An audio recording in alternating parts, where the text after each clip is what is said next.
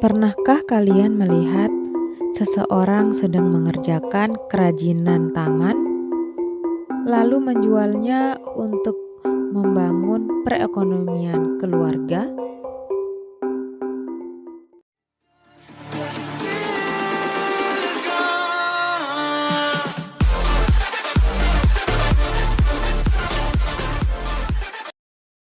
Banyak bentuk interaksi manusia dengan lingkungan yang dilakukan dalam upaya pembangunan sosial, budaya, dan ekonomi masyarakat Indonesia.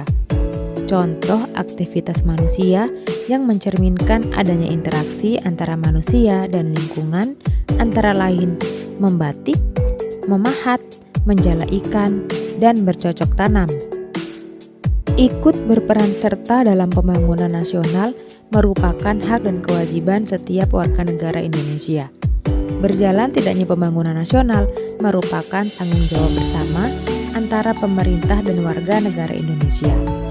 Lalu, sudahkah kamu berpartisipasi dalam meningkatkan pembangunan nasional?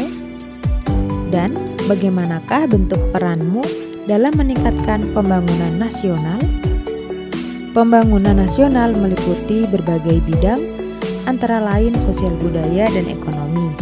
Dalam pembangunan sosial budaya, kamu bisa berpartisipasi melalui berbagai aktivitas seperti mengikuti pendidikan dasar dan melestarikan budaya bangsa, misalnya mengenakan pakaian batik. Partisipasi dalam pembangunan ekonomi dapat kamu wujudkan dengan menjadi anggota koperasi sekolah, mengenakan barang-barang produk dalam negeri, dan gemar menabung. Masyarakat pada umumnya berupaya meningkatkan pembangunan sosial budaya dan ekonomi dengan menggali potensi daerah. Kemudian potensi daerah dikembangkan agar mendapatkan banyak manfaat. Keunikan suatu daerah dan masyarakatnya merupakan modal utama untuk meningkatkan kehidupan masyarakat. Sebagai contoh, salah satu budaya masyarakat di Indonesia adalah membatik. Batik merupakan kebudayaan lokal yang perlu dilestarikan dan dapat mendukung pembangunan sosial budaya dan ekonomi.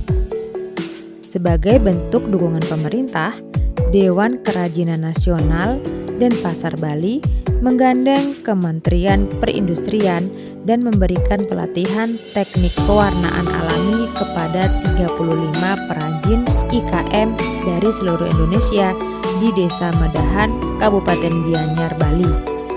Materi pelatihan meliputi teknik mordanting atau tahap pertama proses pewarnaan menggunakan teknik pencelupan, ekstraksi warna alam atau pembuatan larutan zat warna alam, pencelupan warna alam untuk batik dan benang hingga terjadi fiksasi atau penguatan warna alam untuk batik dan benang.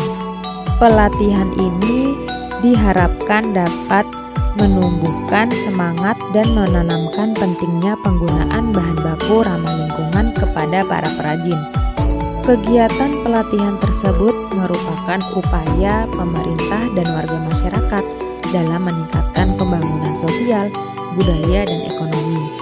Nah, upaya pembangunan sosial budaya dan ekonomi yang dilakukan oleh pemerintah antara lain: pemerintah memberikan pelatihan teknik pewarnaan alami kepada 35 perajin IKM dari seluruh Indonesia agar meningkatkan daya saing produk kerajinan sehingga kontribusi perajin dalam perekonomian nasional semakin meningkat. Pelatihan teknik pewarnaan alami ini juga bertujuan untuk menyiapkan para perajin yang siap memasuki pasar global yang mampu menciptakan produk ramah lingkungan sebagaimana yang dituntut oleh pasar luar negeri. Melalui pelatihan teknik pewarnaan alami, pemerintah ingin meningkatkan kepedulian para perajin terhadap lingkungan mengingat daya dukung lingkungan sudah sangat berat dari beban pencemaran, baik pencemaran air maupun udara.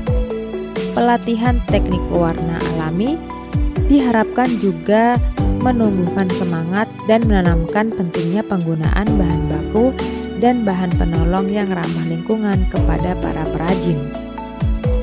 Pelatihan teknik pewarnaan alami diharapkan mampu menciptakan pengusaha yang kreatif, inovatif, dan terampil dalam mengkreasikan dan memadukan unsur bahan alam yang murah dan ramah lingkungan. Dengan demikian, dapat memberikan kontribusi terhadap pembangunan sosial budaya dan ekonomi. Demikian tadi salah satu aktivitas masyarakat dalam upaya pembangunan ekonomi, sosial, dan budaya bangsa Indonesia.